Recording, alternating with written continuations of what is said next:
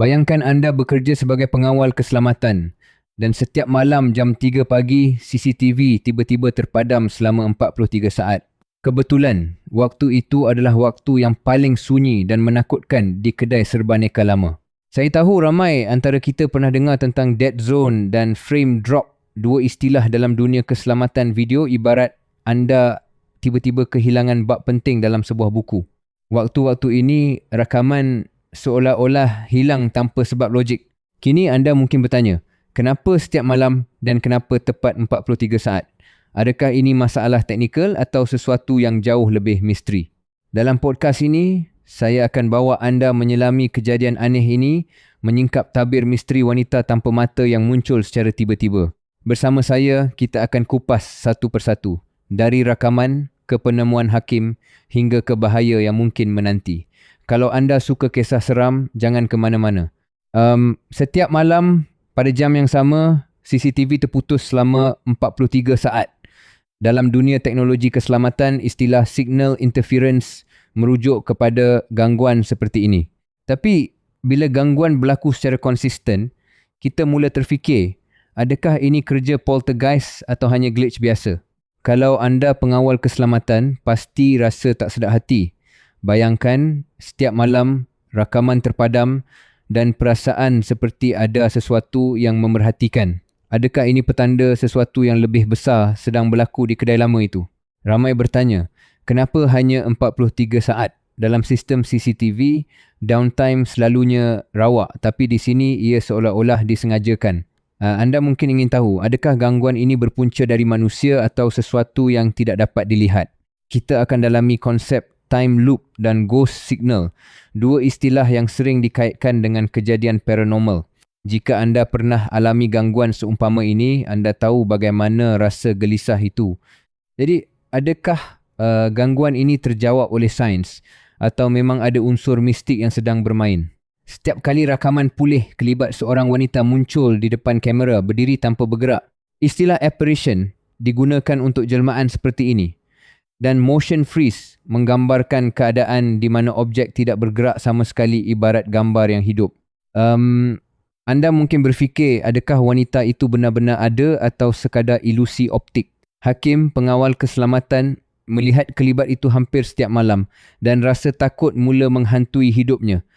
Ramai penonton CCTV percaya kehadiran kelibat seperti ini menandakan sesuatu sedang cuba berkomunikasi atau memberi amaran. Tapi bila kelibat itu berdiri tepat di depan kamera, ia bagaikan tahu di mana mata kita memandang. Saya pernah dengar cerita di mana kelibat mengganggu rakaman, membawa makna tersembunyi atau cuba menyampaikan pesanan. Tapi apa sebenarnya motif wanita ini? Adakah ia simbol misteri atau ancaman kepada hakim dan kita semua yang menonton? Suatu malam, hakim memberanikan diri untuk memeriksa rakaman asal.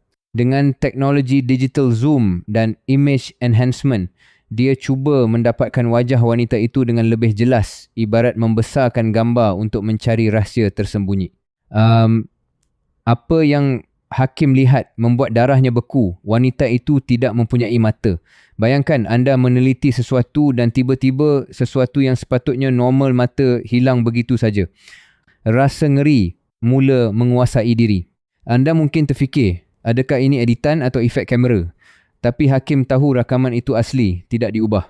Malah, setiap kali dia zoom, wajah itu seolah-olah memandang tepat ke arahnya walaupun tiada mata. Dalam dunia psikologi, uncanny valley adalah perasaan tidak selesa ketika melihat sesuatu yang hampir manusia tapi tidak sepenuhnya. Wajah tanpa mata membawa makna yang jauh lebih dalam misteri, trauma atau simbol kehadiran entiti. Jadi apa sebenarnya yang hakim sudah jumpa? Dan bagaimana ia boleh mempengaruhi keselamatan dirinya? Lebih menakutkan, hakim menyedari wanita dalam rakaman itu sedang memandang tepat ke arah kamera rumahnya sendiri. Istilah remote viewing dan psychic intrusion sering digunakan dalam kajian paranormal, ibarat seseorang memerhati anda tanpa perlu hadir secara fizikal. Anda mungkin berfikir macam mana wanita tanpa mata boleh tahu lokasi kamera hakim? Mungkin ada kaitan antara rakaman CCTV kedai dengan kamera di rumah. Adakah ini kebetulan atau sebenarnya wanita itu sudah menjejak hakim? Perasaan paranoia mula meningkat. Hakim mula takut untuk pulang, takut setiap sudut rumah ada mata-mata gaib yang memerhati. Mungkin anda sendiri pernah rasa diperhatikan walaupun tiada sesiapa di sekitar. Dalam kes ini, data breach dalam sistem keselamatan rumah boleh diumpama pencerobohan privasi oleh makhluk yang tidak dapat dijelaskan.